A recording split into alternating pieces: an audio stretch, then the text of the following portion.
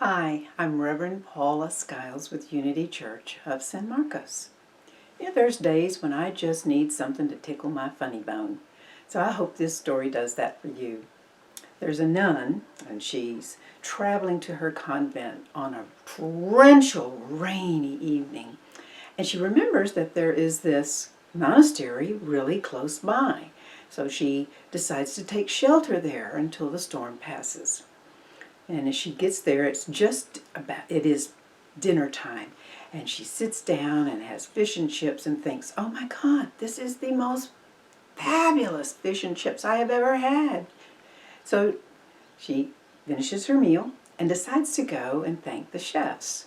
She goes into the kitchen where Brother Michael and Brother Charles greet her. And she says, oh, thank you for such a wonderful meal. That was the best fish and chips I have ever had. And I was just wondering, out of curiosity, who cooked what? And so Brother Charles says, well, I'm the fish fryer. And she turns to Brother Michael and he says, yes, I'm the chipmunk. And I just hope you can just find that just as humorous as I did. I think God has a sense of humor, and that is the one reason why laughter is so healing to us. Maybe you don't believe that, but I do. Do you believe about God? What kind of God do you believe in? My message today is titled, What Kind of God? And it is about our beliefs of God. Most of us right now are thinking a lot of different things are going on in our lives because we're going through this time of a pandemic. And many of us are experiencing this pervasive sense of loss and how we just don't believe that life is going to be able to get back to normal. And I've heard this and different things. And so many of my friends and my people that I know feel like we're in this in-between time between what has been and what will be. And that's a tough place to be sometimes. And it's hard for us sometimes to just live in that moment, in the now of what was and what will be, not here. And so I'm thinking that with all of the things that are going on and all the different changes of this pandemic, it feels kind of Kafkaesque. I don't know if you've heard that term, but it was a term that means an uncomfortable reality that has some illogical complexities to it and that seem to just be surreal and sometimes even nightmarish. And it comes from the name of Franz Kafka, who is an author who wrote books whose the characteristic is about these absurd realities that just made everyone or make you feel uncomfortable even just reading it. So he had something to say about the pervasiveness of loss, and he wrote a story. And it's about his life and an experience he had. And he was walking in a park that he loved to go to and happened to notice this little girl who was crying because she had lost her doll. And so he decided to help her look around the park for her doll. Now, of course, they didn't find the doll. And he arranged to meet the next day and say, I'll help you go look for the doll some more. Going home, he recognized the doll was probably not going to come back, and it was lost. He wrote a little letter, and in this letter, he made as if the doll was on an adventure. And what he wrote was something he read to the little girl. And what he wrote was, please do not mourn me. I have gone on a trip to see the world. I will write you of my adventures. Now immediately the little girl was intrigued, and she stopped her crying, and she was like, oh, and it was comforting to her. And so after several days of readings and different things, their time together came to an end. And he knew that this was coming, so he bought her another doll and gave it to her. Again, there was a note, because obviously this doll was not the same one that she had lost. And the note said, my travels have changed me. And many years later, this girl, now grown, happened to find in the pocket of the note of her beautiful doll that she loved so much, this note from Franz Kafka. And it said, everything that you love, you will eventually lose. But in the end, love will return in a different form. What a wonderful thought. That even though we're going through all these losses, and many of us are, that in the end, the love, the expressions of good will come in a different form. I find that comforting. And even though sometimes we're all feeling disoriented and we're in the, we're feeling like this space between, I'd like to share this thought about the space between. And this comes from a poem that one of my colleagues, Reverend Ray Wiggins, wrote. So let me share it with you now. Every musician knows that the space between the notes enhances the next note. Every actor knows pauses are poignant. Terra incognito is a hard but fertile space. Yet the space between what has been and what will be is the land of all potentialities and all possibilities. Growth sleeps in its soil. Dreams drift in its clouds. Hope hovers in its heavens. I don't know about you, but most of us in this pandemic have lived through or are experiencing an experience of need to be comforted, a need to have a pick-me-up, a good laugh, or something that helps us to just take that next step or the next. A call from an unexpected source, a friend we haven't heard from in years, or a card. Whatever it is, what I hear in my mind whenever I experience something like that is a comfort of spirit. Now, think of it this way. Whenever Elijah battled depression in the Bible, we're talking about a Bible story, God didn't send an angel to tell Elijah, you should be praying more, or to chastise him and condemn him for feeling depressed. He didn't send him saying, get yourself, kick him in the. He sent an angel to comfort him while he rested. And sometimes you and I do need to rest from what's happening in our lives. Sometimes the things that are going on just drain us. It takes all of our energy. I know that it happens to me sometimes, and I'm basically one of those very optimistic people. And so think of it this way.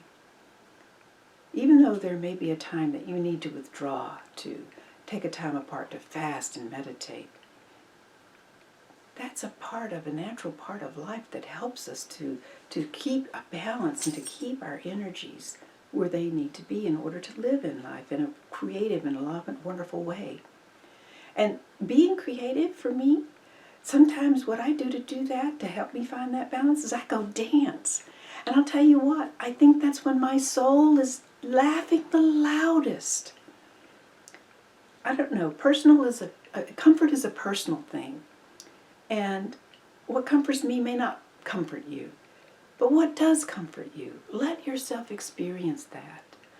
And know that is spirit coming through your being, that is embracing you, that is holding you like a child. Because who you and I are, God's child. Do you realize that even when Jesus went through his resurrection and he came back to share the good of God, they didn't recognize him because he changed so much. Our world, whenever we're through this pandemic, we won't recognize it. It'll be different, but it'll still be love in a different form. Think of it that way. Can you think of it that way? And my thoughts here, think of it this way. Every second, there's a new universe. Our universe changes. Every second is completely different. There are 4,800 new stars born. The outer edges expand by 900 million meters, or over 984 million yards. 10 stars explode, forming black holes or neutron stars. And our sun loses 6 billion kilograms, or 13.2 billion pounds of mass every second. And it looks completely different. You and I, on this journey of life, are going to see things change. And I know that we like things to be the same sometimes, but you know what? Life, even love, shifts and becomes something different. Think of the relationship. Maybe you've been in a relationship for 25 or 30 years, and it's the same person. And that relationship at the beginning is so much different. It's transformed from what it is in 30 years or 60 years. Love will return in a different form, always. Steve Maraboli said, we all make mistakes, we have struggles, and we even regret things in our past. But you're not your mistakes, you're not your struggles. And you are here now with the power to shape your day and your future. You know, some days I'm shaping my path and it's straight and it's easy, and then there's some days, you know what, I'm off in a ditch. And then there's other days I'm so far off a path I can't see anything, and I'm making a whole new road. What are you that you can shape your day and your future? What are you that you can go from where you were and all of your mistakes and all of the errors that you have made in life to a new beginning and start over? What are you that you can be born of the flesh, our physical being, and born of spirit? What are you that God would comfort you in your distress? When the people of his day looked into Jesus' eyes, they could see the power of goodness. Goodness knows goodness. And when you and I let that goodness, that is what we call the Christ within us, express, that Son of God, the Christ, when you and I express that goodness that is in us, it looks like, and it experienced by us and others, as love, as strength, as wisdom, as hope, as all the things that are a part of Spirit, the principles of what Spirit are. And when you and I practice our prayer and our meditation, we get in connection to all that is within us. You and I are more than a physical body and mind. We are the image and likeness of God. We are the very essence of us is love, is spirit, is strength. The very essence of us is wisdom. We draw upon those things. They come forth from within us. That is goodness. That is good. Jesus said there's only one that is good, and that is God. And as we understand, God is not an anthropomorphic figure. It's spirit. It is this essence of existence, the energy of life itself. It is all that is. And how does something like that create? I'll give you an example. A comparison is found in the activity of our own mind. You and I get an idea, and then we think out a plan about how to bring it forth. And then we do that. We look for ways to make that a reality in our current environment and circumstances. So think about it. How do you and I make a new future in the here and now? How do you and I change what has been? We can't change the past, but we can take this moment and go forward. Those things that I was speaking of, the principles of being of spirit, you and I can't change those. They never change, and that's the reality, as what you and I are at our essence is God expressing as love, expressing as peace, expressing as joy, expressing as wonder and amazement at all that is experienced. And it comforts me to reflect on the goodness, the everyday miracles that happen in our lives. I know we get so tied up wanting these huge, magnificent miracles, these extraordinary miracles, and yet we overlook the seeming everyday ones of when we pray for God to help me find my keys, and then I do, and they're not in a place where I normally put them. I don't know about you, but I've been there, done that, more than I want to talk about.